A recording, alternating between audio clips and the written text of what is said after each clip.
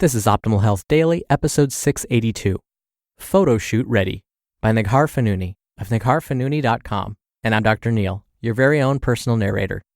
Welcome to a Tuesday edition of Optimal Health Daily. Remember, this is one of 5 podcasts where we read to you from blogs for free so that you don't have to read them yourself, except on Fridays. That's where I usually answer your questions. And to check out one of our other shows, just search for Optimal Living Daily wherever you're hearing this. I'm going to again keep this intro short and sweet, so let's get right to today's post and start optimizing your life. Photo Shoot Ready by Neghar Fonooni of negharfonooni.com. It was my first professional photo shoot.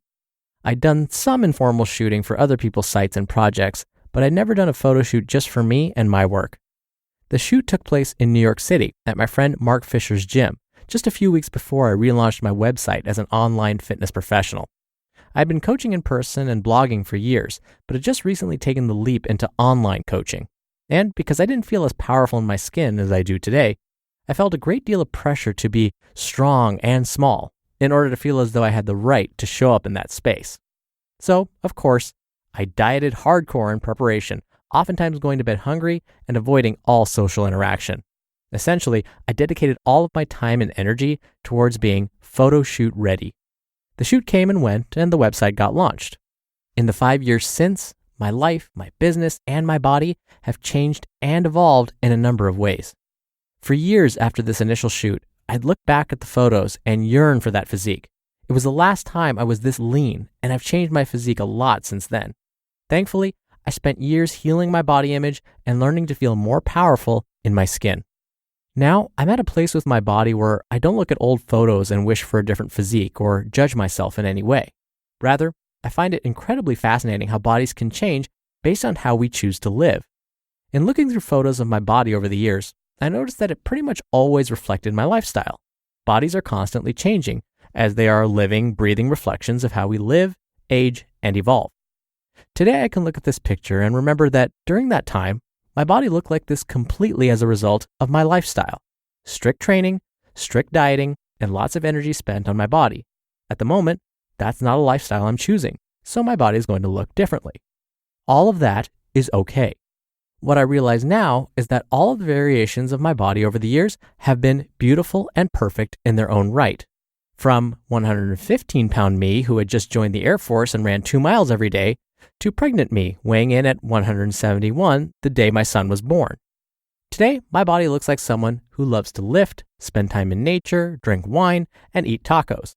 It looks like someone who enjoys traveling without stressing out over food or spending hours at a local gym instead of exploring the city. Someone who thinks it's okay to take days off from the gym and eats a donut if she really wants one. I can honestly say that I love that body because I love that life. None of that is permanent because bodies are always changing. If my body changes again, it will be because I choose to change my lifestyle in some way. And if I do choose to change that lifestyle, I stand in full confidence that I will do so for me, not so that I can try unsuccessfully to fit into some arbitrary beauty standard, or because I think I need to look a certain way in order to show up and take up space. Today, I love my body and I love my life. Tomorrow, I'll keep doing the same. As my lifestyle changes, so too will my body, and all of that is just fine with me because my goal isn't to fit into a box that society finds acceptable. It's to live powerfully in my body so that I can show up in the world and share my voice. For me, seeing my body from this perspective was incredibly liberating because it offered me unlimited options in how I choose to structure my life. I stopped seeing my body as a work in progress and started seeing my life as a total experience. I began asking myself, is this how I want to live? If not, is there something I can change? But what it all came down to was whether or not I was living life in alignment with my values.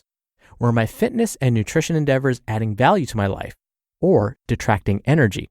Was I actually enjoying myself? When we tailor our lifestyles to fit our needs, values, and desires, our bodies naturally follow suit, which opens up a dialogue that I think is hugely necessary right now. What's more important to me? The way my body looks, or how I'm experiencing my life? Let's chew on that and see what comes up. You just listened to the post titled Photo Shoot Ready by Neghar Fonooni of negharfonooni.com. Dr. Neil here again for my commentary. So often we can't wait to experience the result of something. I'm so guilty of this too. I've often been told by family that I'm impatient and that I don't enjoy the process of things. But I think we're all guilty of that. When we start a diet or a new workout routine, we just can't wait to see those results. I know of so many patients and clients that have quit because they didn't experience results fast enough. And I try and convince them, enjoy the process, because that's what this is. This is your life, and this is a process. But sometimes we feel as though we just don't have the time to enjoy the process. Let's just get to the results already. And again, being somewhat impatient myself, I can absolutely relate to that. But if we do that over and over and over again, what we'll find is our life will pass us by. We need to take those moments to be mindful.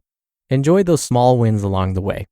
Remember how good it feels to get that workout in the morning, or to eat more vegetables like you had promised yourself you were going to do, or put that phone away before you go to bed so that you can sleep more deeply.